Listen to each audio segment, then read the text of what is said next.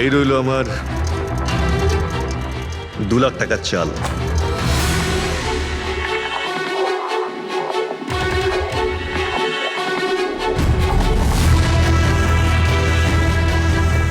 আমার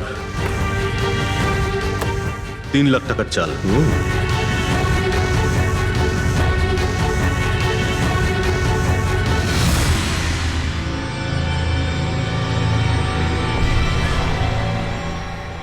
শো, মনে হচ্ছে আজকে আমার দিনটা খুব ভালো।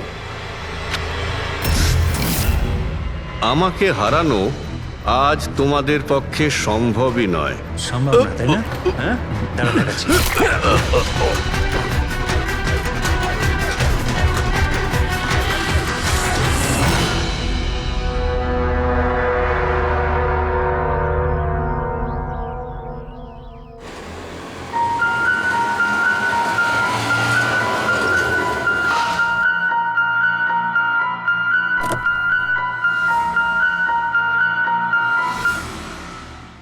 চলো বাচ্চারা,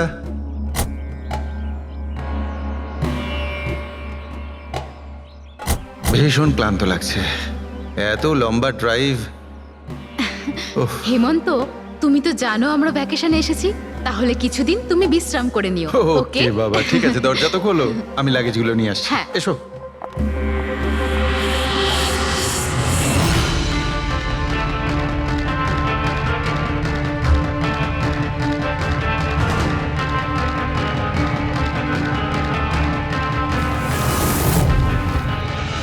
হেমন্ত, হেমন্ত তাড়াতাড়ি এদিকে এসো।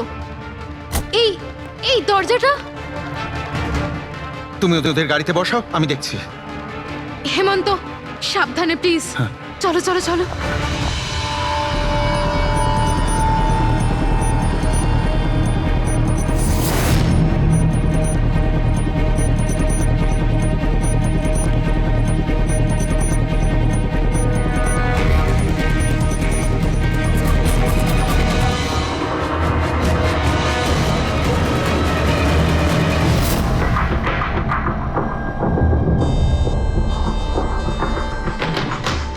তিন চারবার আঘাত করেছে ছুরি দিয়ে। লাশ খুব একটা পুরনো নয়, মনে হচ্ছে কাল রাতে খুন হয়েছে এর। জুয়া খেলার সময় মারা গিয়েছে। এই 5টা গ্লাস পড়ে আছে এখানে, আর এই 5টা ভাগে তাস বাটা আছে। মনে হচ্ছে এছাড়া আরো 4 জন ছিল, ওদের মধ্যে কেউ একজন মেরেছে একে। বাইরে থেকেও কেউ আসতে পারে। পুরবী পঙ্কজ, একটু দেখো তো এই জালনা কিংবা দরজা ভাঙা নেই তো? মিস্টার হেমন্ত, এই লোকটা কে? না স্যার, আমি তো এনাকে আগে কখনো দেখিও নি। এই লোকটা আপনার ঘরে মরে পড়ে আছে আর দেওয়ালের চারিদিকে ওর ছবি লাগানো আছে। এটা কি করে সম্ভব? একজন অচেনা লোক আপনার এই হলিডে হোমে এসে তাস খেলছে, মারা গেছে। How it possible?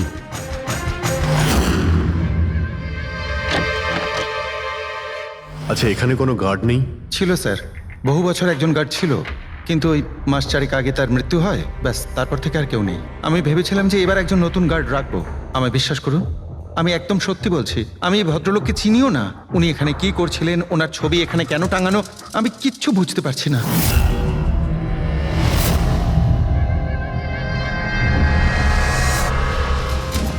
পঙ্কজ,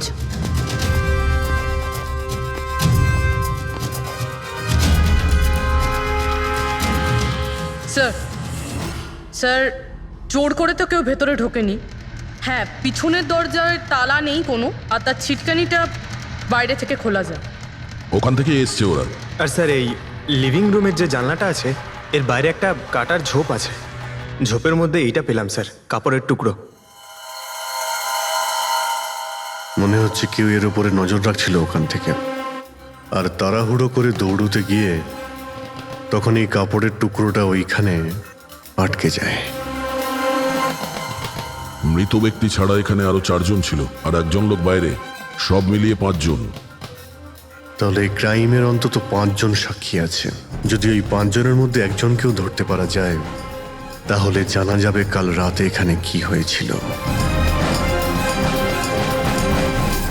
3 জন লোক আছে যারা এই খুনটা সম্বন্ধে জানে, এবং তারা যে খুন হয়েছে তার ছবি দেখে চিনতে পেরেছেন।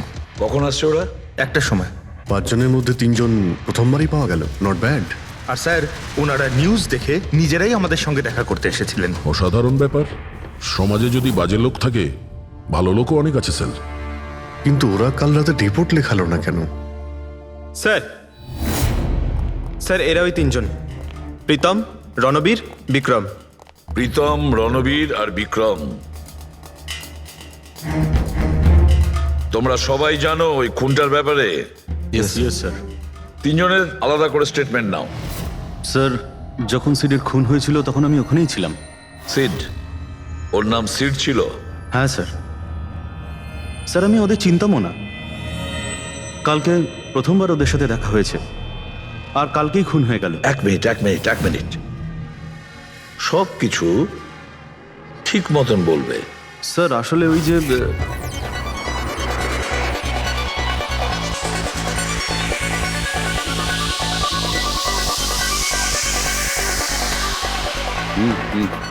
Sure sir. কি হয়েছে স্যার? আপনি বোর হচ্ছেন? ক্লাবে ভাল লাগছে না আপনার? ক্লাব? তুমি এটাকে ক্লাব বলছো? মনে হচ্ছে ক্লাব তুমি দেখোইনি। স্যার, আপনি এখানে নতুন এসেছেন, এই শহরে প্রথমবার এসেছেন? হ্যাঁ, নিউ ইয়র্কে থাকি। একটা কাজের জন্য ইন্ডিয়াতে এসেছি। কাজ শেষ হয়ে গেছে আর শহরে বসে বোর হচ্ছি। আপনার বোর্ডন দূর করার একটা রাস্তা আছে আমার কাছে। রিয়েলি? কি? একটু এক্সপেন্সিভ। সেটার চিন্তা তোমায় করতে হবে না। কি রাস্তা আছে সেটা বলো। ভেবে দেখুন স্যার, লাখ টাকার ব্যাপার, আর রিস্কও আছে। জোকিং? রিস্ক নেওয়া আমার হবি, আর সেটা যদি হয় টাকার, সেটা আমার কাছে অনেক আছে। কাজটা বলো। সুপার দেন। তুমি কি ধরনের জোকিং এর কথা বলছো? এরকম কোনো ব্যাপার নেই স্যার, শুধু জুয়া খেলতে হবে। লাখ টাকা, জিতে গেলে মালামাল, আর হেরে গেলে কঙ্কাল। আর এমনিতেও আপনার টাকার তো কোনো চাপ নেই। তাহলে চলুন আমার সাথে, কাম। যাচ্ছ কোথায়? এক ভদ্রলোকের বাড়ি। ভদ্রলোকের বাড়ি? কে ভাই? ওই যে দেখতে পাচ্ছেন, ব্ল্যাক জ্যাকেট, হোয়াইট শার্ট। তাহলে ওই বারটেন্ডার তোমাকে ওর বাড়িতে নিয়ে গিয়েছিল, তারপর কি হয়েছিল? না স্যার, ও সিডের বাড়ি নিয়ে যায়নি। ও সিডের সঙ্গে পরিচয় করায়, তারপর আমরা সিডের বাংলোতে যাই।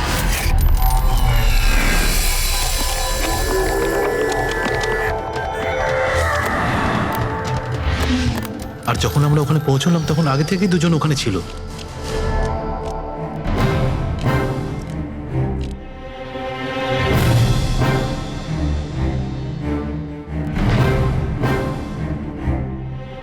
এই রইল আমার 2 লাখ টাকার চাল।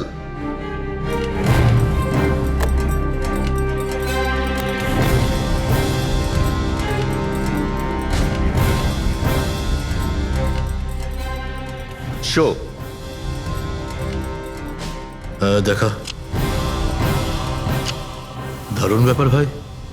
কি খেয়ে বসেছিস? জিতেই চলেছিস। আমাদেরও বলে দে, আমরা একটু টাকা কামাই। ভাই, যদি খেলেই যেতে পারা যেত তাহলে তো কোনো কথাই ছিল না।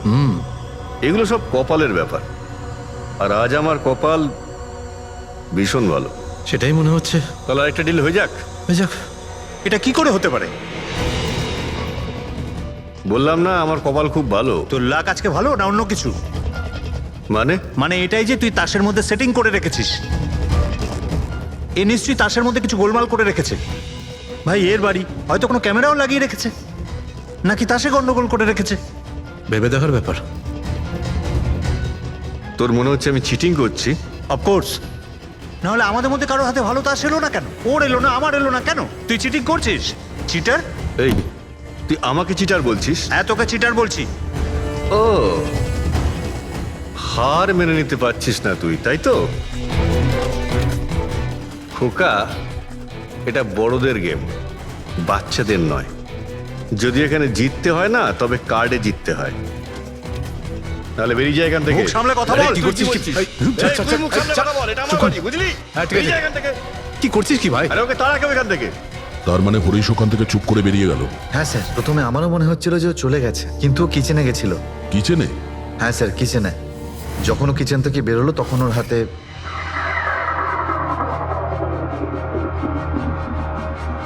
তুই আবার এসিস এখানে? তোকে বলেছি না এখানে আসবি না? বেরো এখান থেকে। কি হলো কি? এই তুই আবার হাত দিচ্ছিস গায়ে? আরে ভাই আরে কি করলি কি তুই? আরে মেরে দিল ওকে।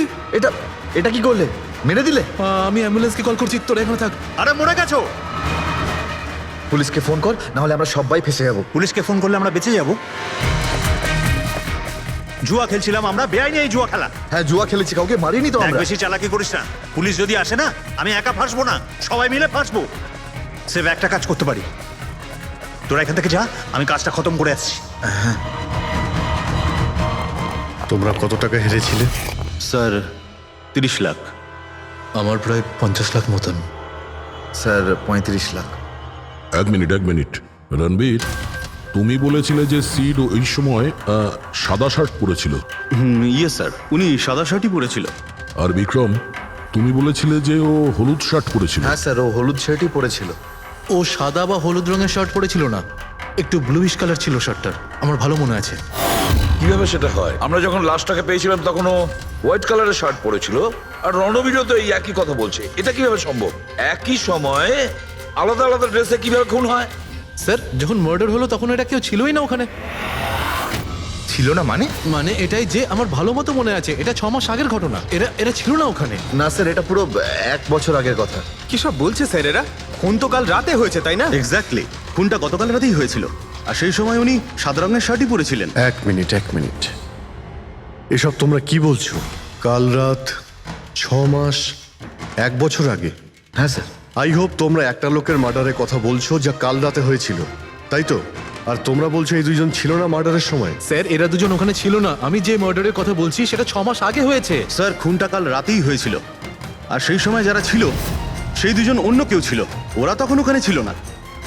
হ্যাঁ স্যার, ওরা ঠিক বলছে, আমিও চিনি না এদেরকে। তোমরা তিনজনের সিডের কথাই বলছো তো? আর মার্ডার হওয়ার আগে ও তোমাদের সঙ্গে চেরিস ক্লাবে দেখা করেছিল তো? আর তারপরে ও তোমাকে হেমন্ত ভিলায় নিয়ে গেছে। না স্যার, ও আমাকে সংকল্প ম্যানশনে নিয়ে গেছিল, আর সেটা ওই কীর্তি হিলসে। হ্যাঁ কীর্তি হিলসে ছিল। না স্যার, ও আমাকে ইয়াশ হাউসে নিয়ে গেছিল, যেটা কার্টিস রোডে রয়েছে। একটাই লোক তিনবার তিন জায়গায় 3 রকম আলাদা আলাদা জামা কাপড় পরে কি করে মরতে পারে? হ্যাঁ সালুকে বলো। আচ্ছা ঠিক আছে, ওকে। অজিত, সালুকে কোনো সূত্র খুঁজে পেয়েছে। তোমরা যাও সালুকের সঙ্গে দেখা করো, আর ততক্ষণে আমি এদেরকে একটু জিজ্ঞাসাবাদ করি।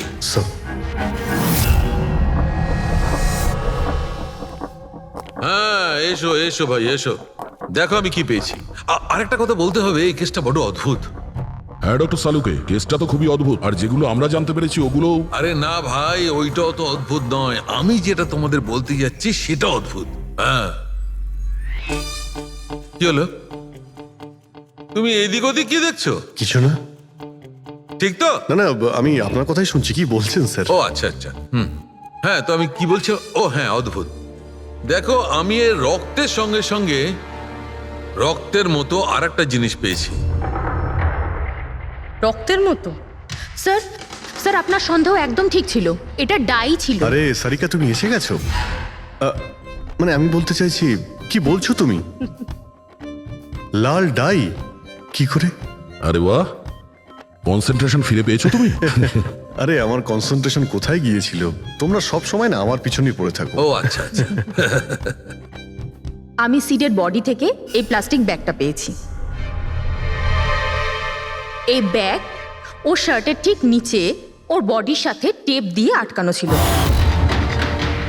আর এই ব্যাগটাতেই একদম রক্তের মতো ডাই রাখা হয়েছিল। এটা তো ঠিক ওই রকমই যেটা ফিল্মের শুটিংয়ে ইউজ করা হয়। বা হয়তো নাটকে। নাটক? হ্যাঁ নাটকে।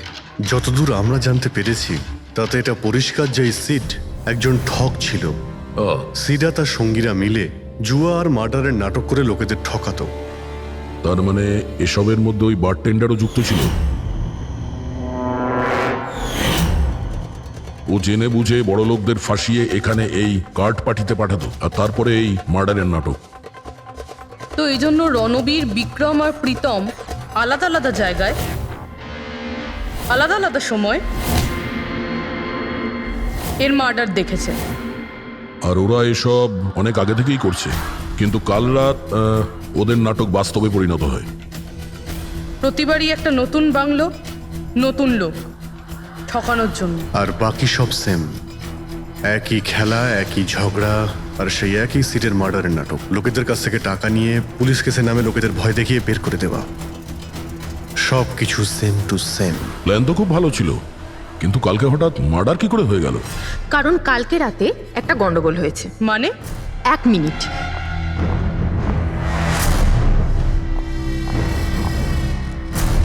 স্যার, আর এই হচ্ছে ছুরি। এই ছুরিটাও সেই রকমই নকল যেমন এই রক্তটা। যদি এটাকে কারোর শরীরে মারা যায় তখন এটা শরীরের ভেতরে যায় না, এটা ছুরির ভেতরেই চলে যায়। এই দেখো। কিন্তু ডক্টর, এটা যদি নকল চাকু হয় তাহলে এই নকল চাকু দিয়ে সিড মারা গেল কি করে? কালকে রাতে একটা ভুল হয়েছিল। এখানে একটা পেঁচ আছে, এই দেখো। যদি এই পেঁচটাকে ঘুরিয়ে দেওয়া যায় তখন এই ফলাটা আটকে যায়, ভেতরে ঢুকতে পারে না। তারপর এই ছুরিটা দিয়ে কেউ যদি আঘাত করে শরীরের ভেতরে ঢুকে যায়। কেউ ইচ্ছে করে এই ছুরিটাকে এরকম বানিয়েছে যাতে সিড মরে যায়। এরকম তো সেই লোকটাই করতে পারে যে এই খেলার ব্যাপারে সব কিছু জানতো। এটা বোধহয় সে যে লিভিং রুমের ব্যালকনিতে ছিল, যার কাপড়ের টুকরো আমরা পেয়েছিলাম। আর দ্বিতীয়ত, আমাদের খুনির কাছে সে পৌঁছবে যে বাকি লোকেদের কার্ড পার্টি পর্যন্ত পৌঁছেছে। ওই bartender Dinesh. Excuse me? I am sorry sir, এখনো ক্লাব ওপেন হতে বেশ কিছুটা সময় বাকি আছে। Sorry sir. আমরা একটা কেসের ব্যাপারে এখানে এসেছি, আমরা সিআইডি থেকে। সিআইডি? হ্যাঁ বলুন স্যার, আমি কি করতে পারি আপনার জন্য? স্টাফেদের সঙ্গে কিছু কথা আছে। স্টাফেরা এখানে আছে? এখন সবাই তো এখানে নেই, কিছু লোক আছে যারা লকার রুমে ইউনিফর্ম চেঞ্জ করছে। আপনাদের একজন বারটেন্ডার দিনেশ, সে কোথায়? ম্যাম, কাল থেকে ও কাজে আসেনি, জানি না না বলে কোথায় গেছে। আচ্ছা স্যার, ব্যাপারটা কি? ও কিছু ঘটিয়েছে নাকি? করেছে কি করেনি সেটা পরে আপনি জানতে পারবেন। আপাতত আপনি ওর অ্যাড্রেস দিন আমাদের। স্যার, ও এখানে যে অ্যাড্রেস দিয়েছিল সেটা ভুল অ্যাড্রেস। অ্যাকচুয়ালি ও যখন উধাও হয়ে গিয়েছিল এখানে অ্যাড্রেস বুক থেকে ওর সব ডিটেলস বার করেছিলাম আমি, কিন্তু তারপর দেখলাম যে অ্যাড্রেসটা ভুল। আপনি চাইলে আমি আপনাকে অ্যাড্রেসটা দিতে পারি, কিন্তু আমার মনে হয় না আপনি ওকে ওখানে খুঁজে পাবেন। আপনি যখন কাউকে কাজে রাখেন তখন তাদের ডিটেলস নিয়ে রাখেন না? আপনি কি জানেন আপনার এই বারকে সামনে রেখে ও লোককে ঠকাতো? হোয়াট? আর আমরা এখন ওকে একটা খুনের ব্যাপারে খুঁজছি। Murder? I am sorry ma'am, আমি সত্যি জানতাম না। সেই জন্যই আগে থেকে ভালো করে খোঁজ নিতে হয়। রুলসগুলো আপনার ভালো করে ফলো করা উচিত ছিল। আগে থেকে এগুলো করলে আজকে এরকম প্রবলেম হতো না। I am sorry sir. আচ্ছা, এই দিনের সম্পর্কে আর কি বলতে পারো? কিছু জানো ওর সম্পর্কে? না স্যার, তেমন বিশেষ কিছু নয়, কারণ ও খুব কম কথা বলতো, বেশিরভাগ চুপ করেই থাকতো। সেই জন্য ওর বন্ধু কম ছিল, শুধু এক মেয়ে ছাড়া, মানসী। ও এখানে ওয়েট্রেসের কাজ করে। ওদের মধ্যে ভালো ভাব ছিল, যদিও ওরা দুজনে কোনোদিন এটা প্রকাশ করেনি, কিন্তু আমার মনে হয় যে ওদের মধ্যে প্রেমের সম্পর্ক ছিল। তো আপনি মানসীকে জিজ্ঞেস করেননি কি ছিল ওদের মধ্যে? জিজ্ঞেস করেছিলাম ওকে, কিন্তু ও নিজেও জানে না। কোনো ব্যাপার না, মানুষকে একবার ডাকুন তো। ঠিক আছে স্যার। স্যার, মানসী। মানসী, দিনেশ তোমার বন্ধু ছিল? ছিল মানে? ও ঠিক আছে তো? দেখো, একটা খুন হয়েছে, আমরা সন্দেহ করছি দিনেশ ওটাতে ইনভলভ আছে। আমরা ওকে খুঁজছি। তুমি জানো কোথায় আছে ও? আমি নিজেই অনেক টেনশনে আছি, ওর ফোনও লাগছে না। আর ও এখানে যে অ্যাড্রেসটা দিয়েছিল সেটাও নকল। আর আপনারা বলছেন যে ও কোনো মার্ডারের সাথে যুক্ত? আচ্ছা, আপনি তো ওকে খুব ভালো করেই জানতেন না? হ্যাঁ স্যার, আমরা একে অপরকে ভালোবাসতাম আর আমরা বিয়েও করতে চলেছিলাম। সেই জন্য ও কিছু টাকা জোগাড় করতে চাইছিল।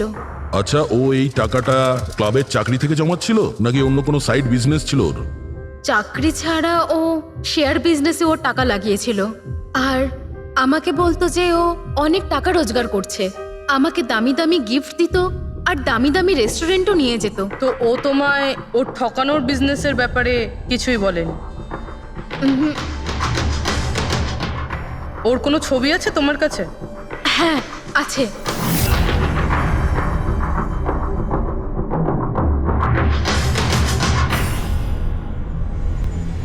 স্যার এই দিনেশ তো নিরুদ্দেশ, কিন্তু ওর ছবি আমরা পেয়েছি। এটাকে আমরা সার্কুলেট করে দিচ্ছি।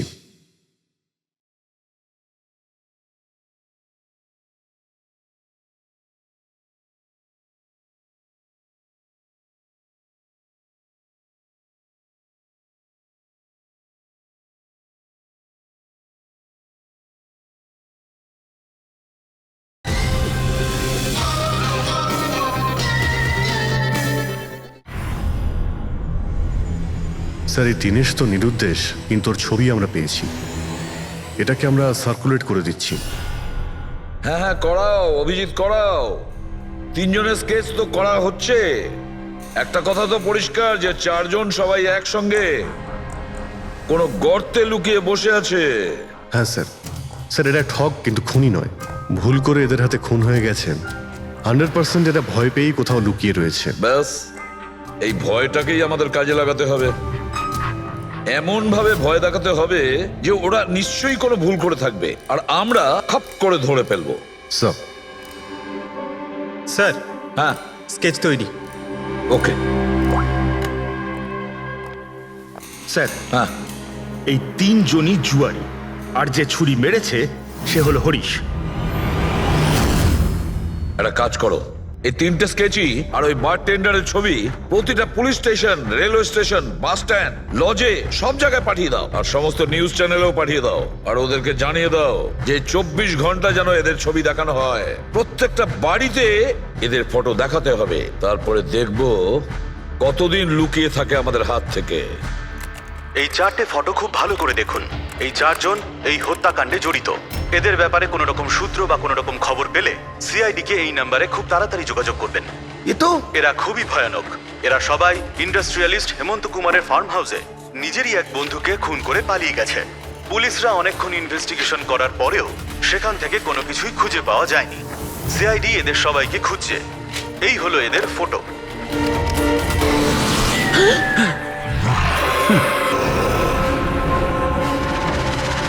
ভাই শোন না, ম্যাচটা চালু কর না, ম্যাচ হচ্ছে।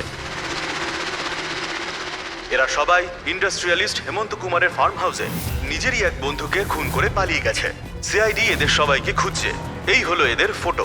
দেখলি তুই, এরা তো সবকিছু জেনে ফেলেছে। ভাই ছবি টবি সব দেখাচ্ছে, সমস্ত ডিটেলস দেখাচ্ছে। বাজেভাবে ফেসে যাবো ভাই এসবে। হাসবো তো বটেই। আমি তোদের আগেই বলেছিলাম যে চল পালিয়ে যাই, কিন্তু তোরা তো শুনলেই না। এবার এবার পুলিশ আসবে, সব জায়গায় খোঁজ করবে, আর তখন আরে এখনো এখনো এখনো অনেক সময় আছে। চল পালাই, এই ব্যাগ তোলা, সবাই মিলে পালাই, চল।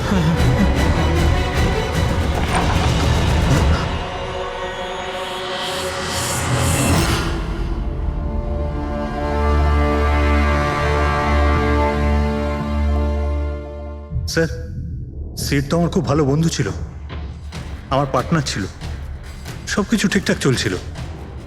এতদিন ধরে কোনো গোলমাল হয়নি। ওই রাতে কি যে হলো, আমি তো অন্যান্য বারের মতোই নকল ছুরিই মেরেছিলাম, কিন্তু মানে মানে জানি না কিভাবে কিভাবে মরলো, আমি জানি না। এও জানে না। ওসব নাটক বন্ধ করো আর সত্যি করে বলো। বলো। স্যার, আমরা ধনী আর এনআরআই লোকদের বোকা বানিয়ে ঠকাতাম, আর দিনেশ ওই জেডিস ক্লাব থেকে এই ধরনের বোকাদের সিডের কাছে আনতো। তারপর আমরা সেই বড় লোক এনআরআই লোকগুলোকে কোনো খালি নির্জন বাংলোয় নিয়ে যেতাম, যেটা আমরা প্রথম থেকেই সিডের বাংলোর মতো সাজিয়ে রাখতাম। হ্যাঁ স্যার, আমার একটা বিজনেসও আছে স্যার, রিয়েল এস্টেটের বিজনেস। তাই স্যার এই কাজের জন্য এরকমই খালি শুনশান বাংলোর খোঁজ করতাম আমি স্যার, আর তারপর অ্যাভেলেবেল করাতাম এই কাজের জন্য স্যার। স্যার প্রথমে আমরা মুরগিকে জিততে দিই, আর তারপর যখন সে ভরসা পেয়ে যায় তখন সিট জেতা শুরু করে দেয়।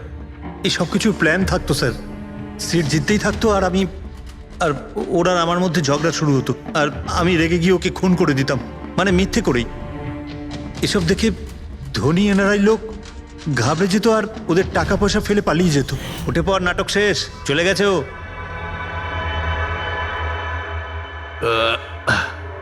ঠিক গেছে তো রে? হ্যাঁ গেছে।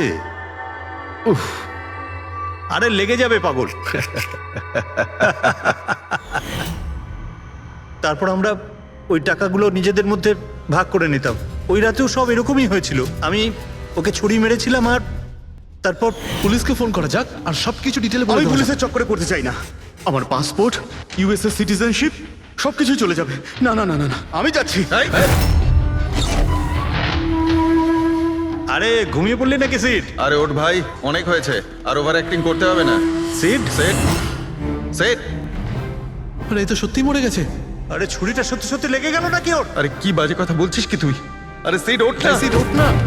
আরে ছুরিটা কি করে? তুই ছুরিটা ইউজ করার আগে চেক করিসনি নাকি? আরে প্রথমবার করছি নাকি? শুটিংয়ের ছুরি এটা, একটাই তো ছুরি আছে না। কিন্তু এই খুন কি করে হতে পারে? আমাদের পুলিশকে জানাতে হবে। পুলিশকে যদি জানাই তো আমরা সবাই ফেসে যাব। তাহলে কি করব?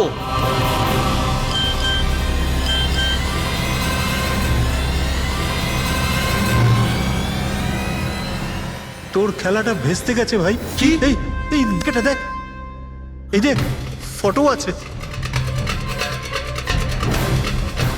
আরে আমি এই ফটোগুলো এখনই পাঠাচ্ছি পুলিশের কাছে অ্যাড্রেস সহ। ওরা এক্ষুনি ওখানে এসে পড়বে। তোর খুব শখ হয়েছিল না খেলার? এবার দেখি পুলিশের সাথে কেমন লুকোচুরি খেলিস। তুমি বলছো যে তোমরা ওখানে টাকা ফেলে পালিয়ে গিয়েছিলে?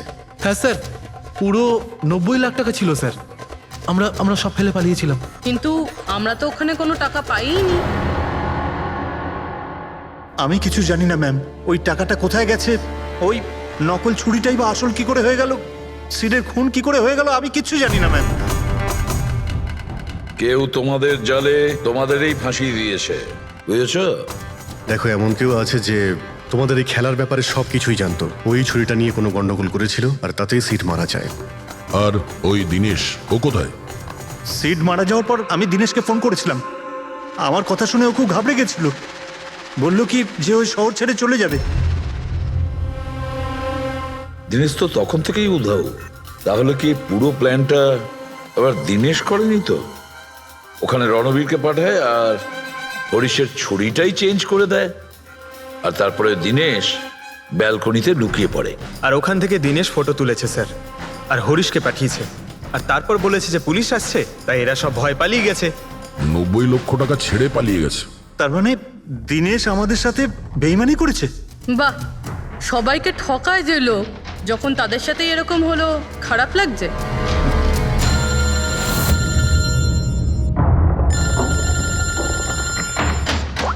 হ্যাঁ বলো সালুকে। ফ্যান্টাস্টিক, ঠিক আছে। সালুকে বললো যে প্রমাণ পাওয়া গেছে, যে জিনিস দুটো আমরা দিনেশের কথায় আমরা পাঠিয়েছি। ওর ইউনিফর্ম আর জিম ব্যাগ। হ্যাঁ দা, যে কাপড়ের টুকরো আমরা ব্যালকনি থেকে পাই, ওই টুকরোর সঙ্গে এই দিনেশের ইউনিফর্মের কাপড় ম্যাচ করছে। স্যার, তার মানে খুনি দিনেশ?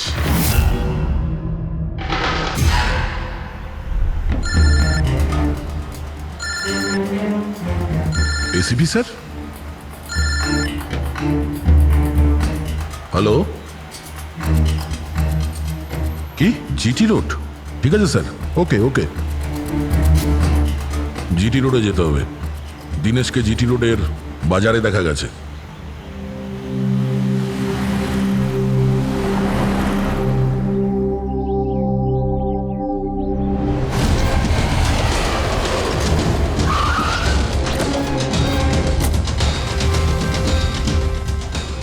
ভাই, এই লোকটাকে দেখেছো এখানে?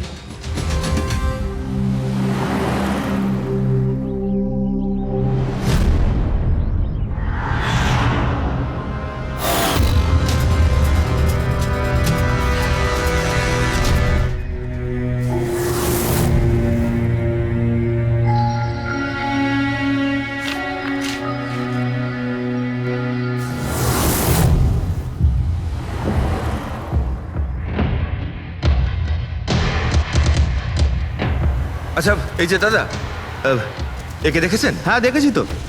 কোথায়? ওই তো ওখানে দাঁড়িয়ে রয়েছে। আগে? হ্যাঁ আগে। থ্যাঙ্কস থ্যাঙ্কস, চলো। মা, বাবা, আমায় ক্ষমা করে দিও। আমি তোমাকে অনেক কষ্ট দিয়েছি, তোমাদের মান সম্মান ডুবিয়ে দিয়েছি। কিন্তু একটা সত্যি কথা, আমি খুনি নই। আমি কাউকে খুন করিনি। আমি শুধু একটু টাকা ইনকাম করতে চেয়েছিলাম, কিন্তু আমি জানতাম আজ নয়তো কাল পুলিশ আমাকে ধরেই নেবে। এটা হওয়ারই ছিল।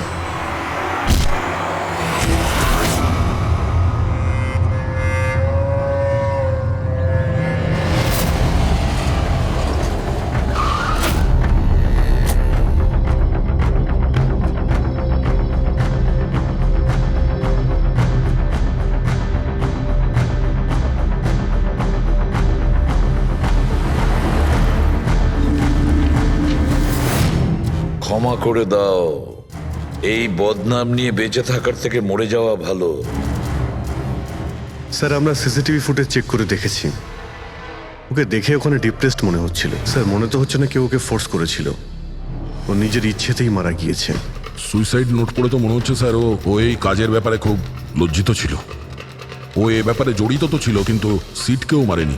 স্যার দীনেশ নয় তো আর কে হতে পারে? এদের এইসব খেলার ব্যাপারে আর তো কেউ জানতোই না। এরকম ব্যাপার নয় তো যে এরা যাদেরকে ঠকিয়েছিল ওদের মধ্যে কেউ এদের থেকে প্রতিশোধ নিচ্ছে? হতে পারে। একটা কাজ করি, আমরা বোর্ডের ওপর পুরো সাসপেক্টদের নাম লিখি, ওদের ফটোগুলো ওই সাসপেক্ট মানে ওই এনআরআই যাকে হরিশ আর তার দুই বন্ধু মিলে ঠকিয়েছে,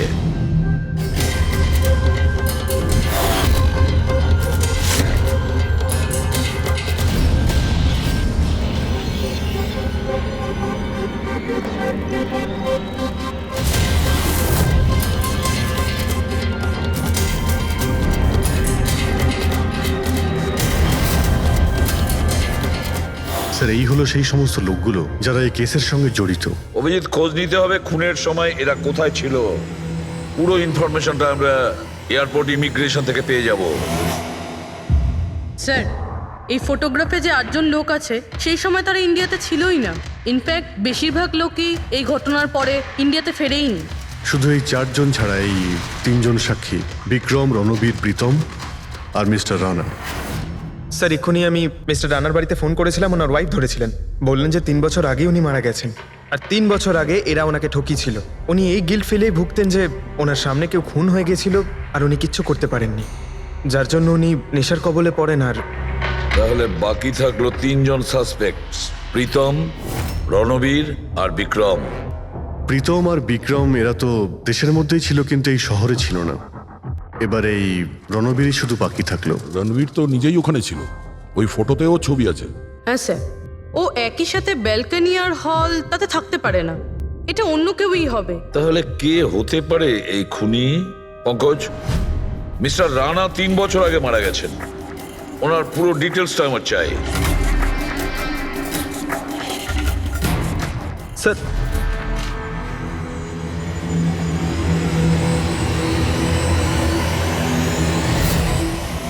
এটা কোনো একজন লোকের কাজ নয়, অন্য কেউ আছে যে ওর সঙ্গে কাজটা করেছে। আমার তো মনে হচ্ছে যে খুনি আমাদের চোখের সামনেই আছে, শুধু আমরাই ওকে দেখতে পাচ্ছি না। ইয়েস, খুনি তো আমাদের সামনেই ঘুরছে। কি কথা বলেছো ফ্রেডি, সুপার। আমি স্যার? হ্যাঁ তুমি। খুনি সত্যিই আমাদের চোখের সামনে ঘুরছে, কিন্তু আমরা ওকে দেখতে পাচ্ছি না। কিন্তু এখন আমি বুঝতে পেরে গেছি। হোটেলে যাই। হোটেল? হ্যাঁ হোটেল। থিওরি হিসেবে ওর হোটেলেই থাকার কথা। একবার যদি জানতে পারি যে খুনি ওই, তাহলে ওর সঙ্গী আর জুয়োর টাকা সব পেয়ে যাবো। তাহলে চলুন স্যার, তাড়াতাড়ি যাওয়া যাক আর ওকে ধরে ফেলি গিয়ে। ধরবে না ওকে, ওর ওপর নজর রাখতে হবে। আর হ্যাঁ, যদি বেশি চালাকি করে তাহলে ছাড়বো না ওকে।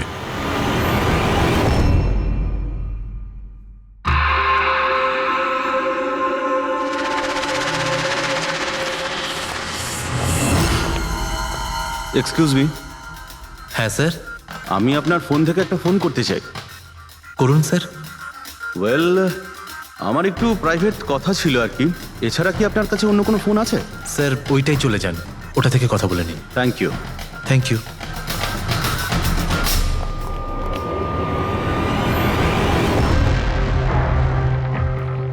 শোনো ভাই। হ্যাঁ স্যার। আমরা সিআইডি থেকে আসছি, আমরা এই লোকটাকে ফলো করছি।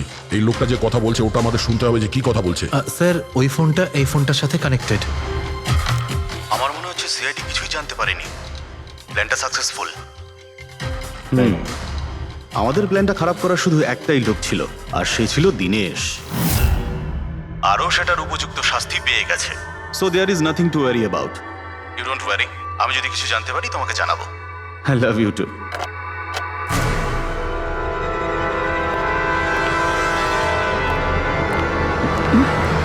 এই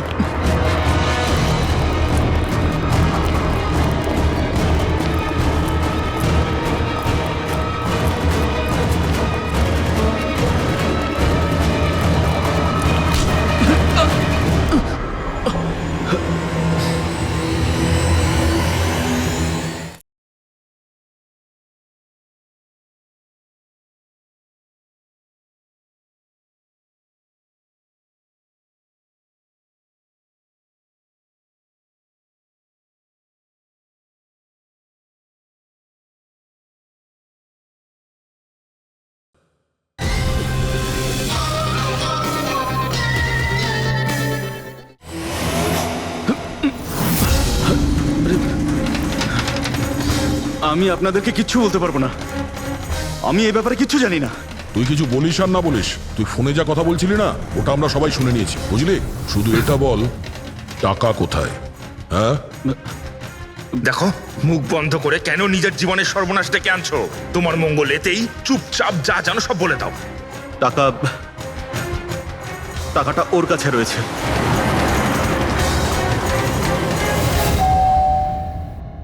একটু দেখ তো মা, কে বেল বাজাচ্ছে? হ্যাঁ মা।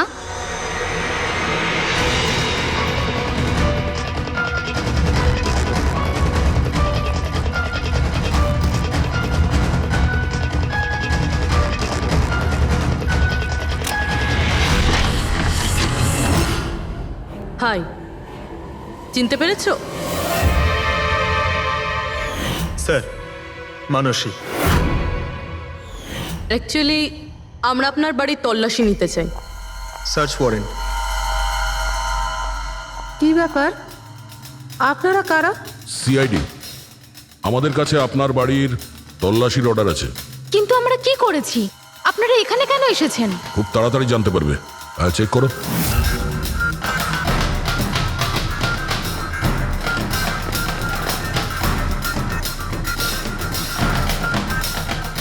দয়া স্যার।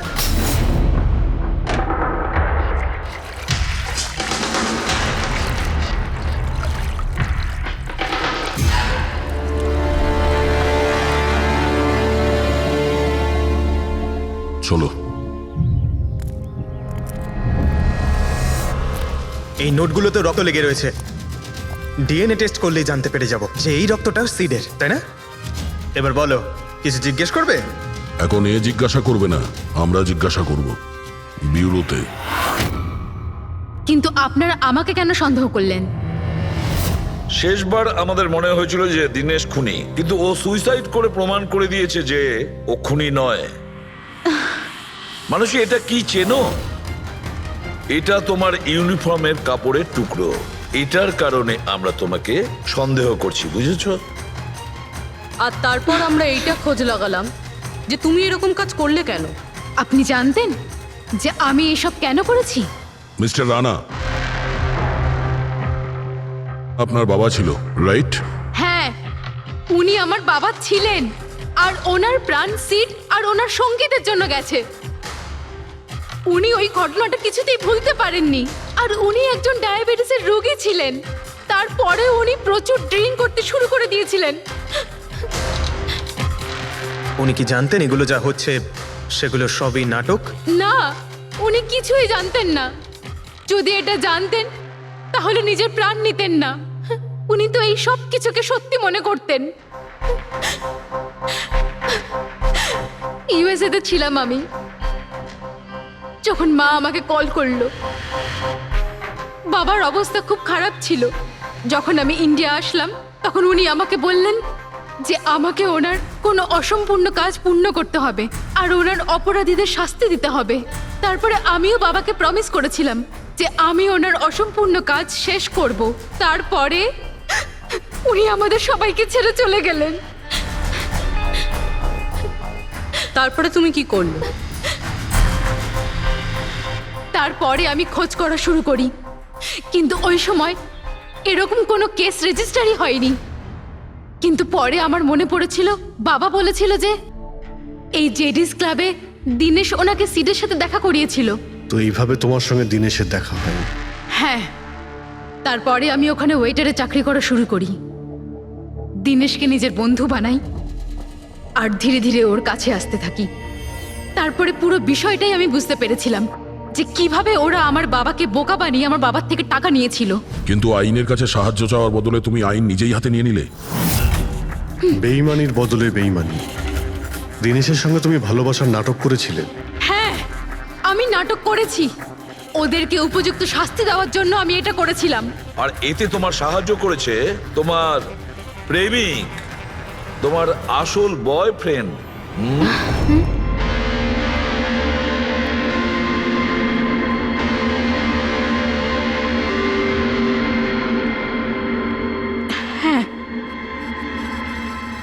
আমরা দুজনে মিলে প্ল্যান করেছিলাম। রণবীর ওই রাতে জেনে বুঝে বোকা হয়েছিল। আর ওই ছুরিটাকে খারাপ করেছিল। যদি এই পেঁচটাকে ঘুরিয়ে দেওয়া যায় তখন এই ফলাটা আটকে যায়। ওই ছুরিটাকে আমি খারাপ করেছিলাম আর ব্যালকনি থেকে লুকিয়ে ফটো আমিই নিয়েছিলাম। তারপরে আমি ওই ফটো হরিশকে পাঠিয়েছিলাম আর ওদেরকে ওখান থেকে তাড়িয়ে দিলাম। আর আমি টাকাগুলো নিয়ে ওখান থেকে বেরিয়ে পড়লাম। আমি আমার বাবাকে দেওয়া প্রমিস পূরণ করেছি। ওই টাকাটা আমার বাবার ছিল, আমি ওনার প্রতি ন্যায় করেছি। ভুল। ওই ন্যায় বিচার করা তোমার কাজ নয়, সেটা করবে আদালত। তুমি আইন নিজের হাতে নিয়েছিলে আর একটা খুব মস্ত বড় অপরাধ করেছো। আইন তোমাকে কঠোর থেকে কঠোরতম শাস্তি দেবে। তোমাদের দুজনকে কঠোর শাস্তি দেবে।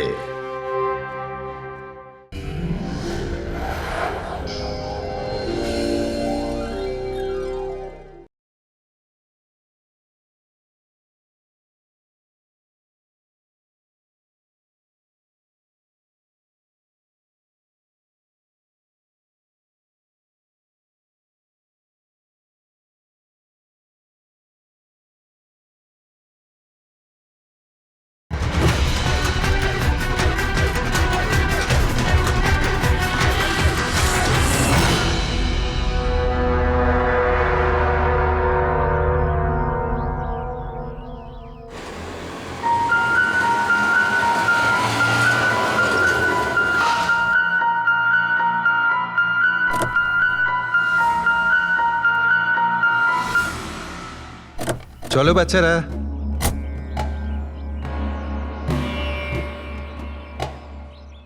ভীষণ ক্লান্ত লাগছে, এত লম্বা ড্রাইভ। উফ। হেমন্ত, তুমি তো জানো আমরা ভ্যাকেশনে এসেছি, তাহলে কিছুদিন তুমি বিশ্রাম করে নিও। ওকে ওকে বাবা, ঠিক আছে, দরজা তো খোলো, আমি লাগেজগুলো নিয়ে আসছি। হ্যাঁ। এসো।